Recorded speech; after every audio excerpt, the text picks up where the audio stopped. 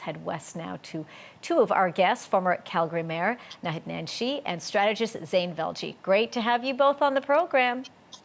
Thanks for having us. A really big day, a day to see what this new Liberal minority government is going to look like. Mr. Nenshi, I want to begin with you first, taking a look at where you are. Two MPs elected in Alberta. Randy Boissonnault tapped on the shoulder going into cabinet. Your take here, that representation, that Alberta representation, that Western representation in cabinet, in Parliament, how critical is that?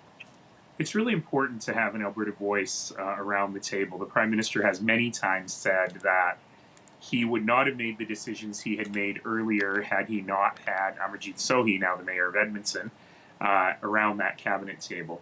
But there are some strange things here vis-a-vis Alberta.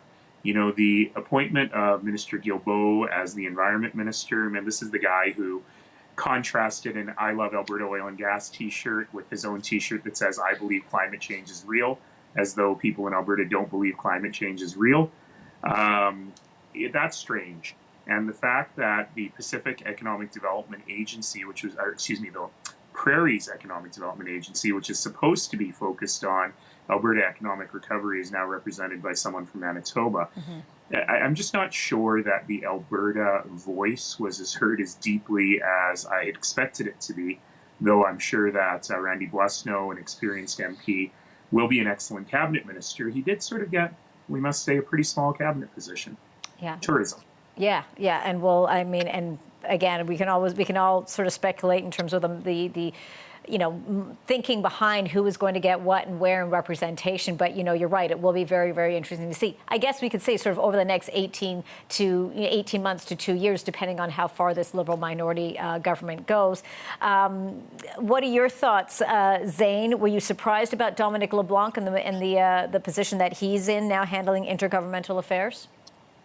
No, because at the end of the day, third mandate, the trust factor is what really dictates a lot of the senior positions. That we know that for Justin Trudeau, Dominic LeBlanc is someone he trusts mightily. Now, so does it surprise me that he's brought further back into the inner sanctum, given a more senior position, trusted with anything? No. What does surprise me a bit, and Mayor Nenshi and I were talking about this, off camera, is just the scope of his role covering both cities and provinces, which, if we're not mistaken, is unprecedented in that regard. But does it surprise me that the man, the MP, the longtime friend of Justin Trudeau, gets elevated and even more slice of the pie, so to speak, in terms of ministerial responsibility?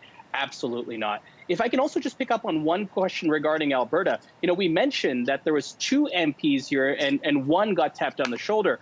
I suspect that in the months to come that the second member of parliament from our both hometowns here in Calgary, George Chahal, former city councillor, eminently qualified to hold a position as a minister at some point, may be tapped in a shuffle, I would suspect, because if we want to further deepen that voice, I think he would be a great asset and a great add to that tapestry. So look out for him as a parliamentary secretary of some sort, backstopping one of these ministers that was named today. Naheed, what about some of those other, bigger issues? Climate change, of course, is very much top of mind. COP26 coming up at the end of this week here. But we also need to look at Indigenous affairs. We know that there's a lot of repair that needs to be happening there. When we're talking about, of course, defense, we know Anita Anand now taking over that portfolio, a very huge portfolio that is, screaming for change there. And then, of course, the level of maintaining that gender parity within cabinet. Your take here, you in your job or your previous job, I guess I could say now, as mayor there, worked hard to sort of break a number of those barriers and have that representation. What are you seeing with that, with regards to that and those important voices being represented in this cabinet? A number of very well-qualified folks in this cabinet. Certainly Anita Anand has proven herself in the procurement ministry. She's a smart person, right? Full professor, University of Toronto Law. And I think if anyone can do the job that needs to be done in defense, she's there. I just wanted to go back to what Zain was saying about Dominic LeBlanc. I don't want to miss this point. He is now fully the minister in charge of cities and provinces. And this has never been done before, and it really does speak a lot to the respect that the federal government has for municipalities, something that the Prime Minister has been pushing for a really long time. But on these big files, now the proof will be in the pudding. Minister Guilbeault in particular will really have to show that he can go beyond his activist roots and his sort of gadfly roots to actually working to make stuff happen. And on Indigenous affairs, I think the Minister of Indigenous Services really proved himself, and now he's in kind of the more senior role of Crown Indigenous Relations. We have a new minister, Patty Haidu, in charge of getting the clean water into the First Nations. And again, it is all about results. And I hope that what we're seeing today is a government that will be focused on results. Zane, I want to ask you one more question, but really quickly, back to you, Naheed, when we're talking about results and speaking of course, Mr. LeBlanc now, or soon to be Minister LeBlanc, the referendum in Alberta came out. We've got some of those results there, and equalization was a very, very big issue there.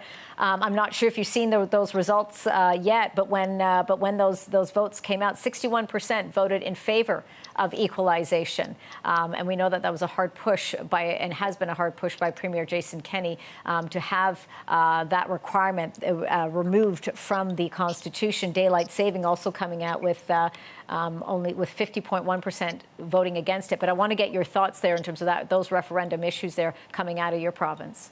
Oh, look, those referenda were ridiculous in every way. They're purely attempts by Premier Kenney to save his political skin by focusing people on how evil the federal government is. It's actually a big loss for him. He only got 61% agreeing with him to end equalization.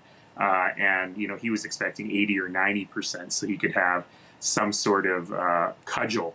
Now, it's a meaningless referendum. It has no meaning constitutionally. If I were the Prime Minister, I would frankly just ignore it and say, thanks for doing that.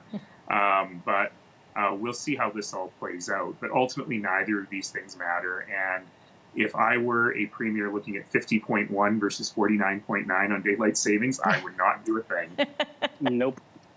Zane, I can kind of see you nodding your head on that one as well with regards to that. Before I let you go, I want Zane to kind of give you the last word on this. Looking overall at this cabinet, of course, both of you pointing out the importance of having that representation and that voice.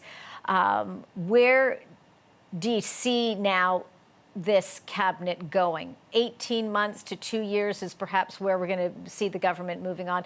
Parliament doesn't resume until November 22nd, and then, of course, it's going to things are going to shut down for the Christmas holidays. But there's so much to be done. Have there been smart moves made by the Prime Minister today?